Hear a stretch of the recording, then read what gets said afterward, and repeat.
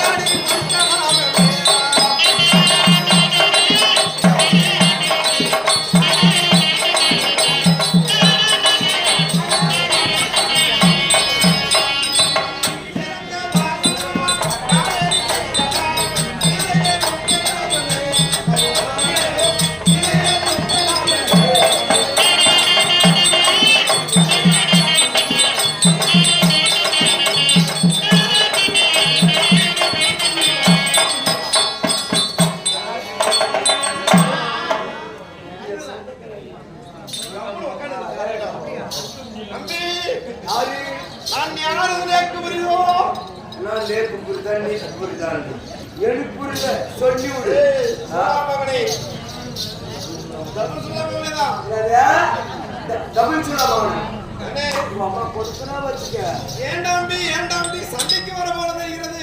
அடுத்தூர்ல விழுந்து பேரு உங்க அம்மா சசி வரும். வர்றவங்களுக்குள்ள போயிட்டே இல்ல நான் யாருன்னு புரியுதோ.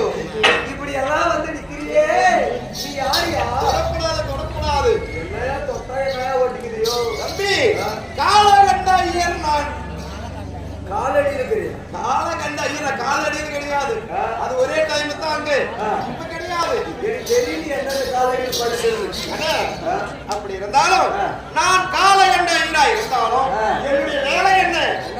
காசு, பணம், பொன், பொருள் இப்படி வியாபாரம் செய்து என்னுடைய நாட்டில் அதாவது சேமத்தோடு இருக்கிறேன். பார்த்தாலே தெரிஞ்சு சேமமாக்குறது இல்ல சென்னியாக்குறதும் கெட்டுவா ஏன்னு கேளு. ஆனா பாரு என்னடா அங்கேயும் வயிறுமா போட்டுக்கிறேன், காதூலியும் வயிறுமா போட்டுக்கிறா. எல்லாம் தங்கத்திலே போட்டுக்கிறேன் ஐயா. ஆமா, எங்கிட்டே அவங்களுக்கு எல்லாம் பணம் வருது. செய்யக்கூடிய வியாபாரம் வைர வியாபாரம். பார்த்தாலே தெரியுது, முறை கிடையாது. ஆனா ஊராமுக்கு சொத்தை போட்டு ஏன்னு கேளு. இப்படி நாட்டுல சேமம், வீட்டுல சேமம், செய்யக்கூடிய தொழில் சேமம் ஒன்றும் கிடையாது. உடம்பு பார்த்தாலே தெரியுது எப்படி கொளிச்சு போயிடுற மாதிரி படிப்பியாட்டும். இருந்தாலும் என்னுடைய மனைவி இருக்கிறது காலகண்டிச்சு. அப்ப என்ன சொல்லிருக்கிறா? வீட்டுல சேமத்தோடு இருக்கிறான், நாட்டுக்கு சென்று செய்யக்கூடிய வேலையெல்லாம் நான் சொல்லி இருக்கிறேன். என்னுடைய மனைவி அடிச்சுடுவா, நான் என்னுடைய மனைவி நானும் சந்தோஷமா பேசணும்.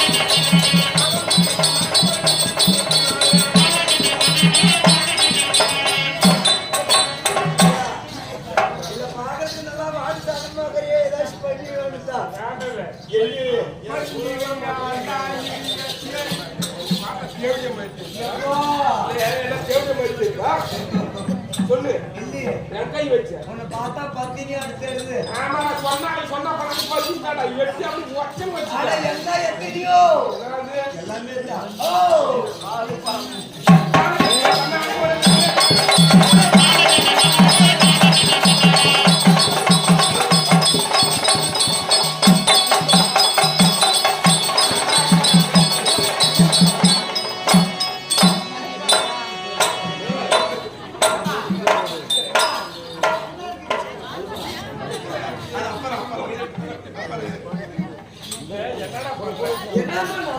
என்னமோ தேவையான